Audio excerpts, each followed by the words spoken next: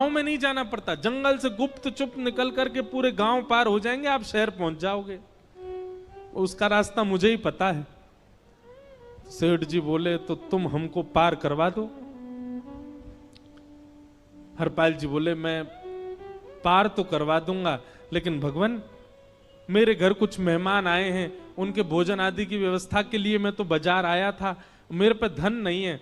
आप यदि मुझको कुछ दे देंगे तो मैं घर पर व्यवस्था करके आऊंगा, तुरंत आपको लेकर के गांव पार करवा दूंगा।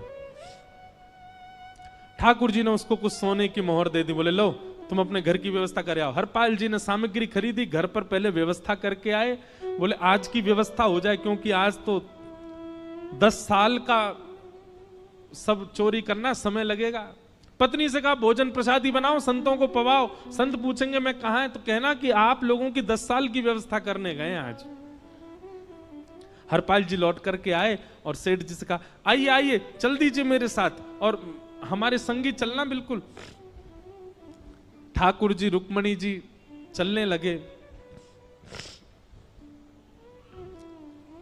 जैसे ही विहंगम जंगल में पहुंचे, भयंकर भयावह जंगल, बीच जंगल में जैसे ही पहुंचे, हरपाल ने पीछे मुड़ करके देखा, दोनों चले आ रहे हैं। तुरंत महाराज वो तो अपने रूप में आ गया, शेर की तरह गर्जना करने लगा, अपनी लाठी धर दी सामने और अपने सिर का स्वाफा निकाल करके सामने बिछा दिया। भगवान जो सेठ जी के रूप में आया, भगवान बोले भैया ये क्या कर रहे हो? बोले मैं ही हरपाल हूं। सारे सामग्री निकालो, डाल दो यहां पे, एक चीज भी मत छोड़ना, नहीं तो तुम जानते नहीं हो तुम्हारा क्या करूंगा। ठाकुर जी तो थर थर कांपने लगे। रुक्मणी जी बोली देखो कैसा नाटक कर रहे हैं। रावण के आगे नहीं डरे थे, कुंभकर्ण के आगे नहीं डरे, हिरण्यकश्यप के आगे नहीं डरे, और वो हरपाल के आगे ऐसे कांप रहे हैं। भगवान तो मन की सब समझ जाते हैं, कौन ही मारने, वो तुम भी कांपो क्यों? बोले भक्त है भैया, ये हमारो भक्त है। अनुब्रजम में हम नित्यम पूये ये तन्य रेणु भी, इसने हमारे लिए सब गवा दिया, हमारे वैष्णव संतों के लिए सब लुटा दिया, इसके आगे भयभीत होने में कोई लज्जा नहीं।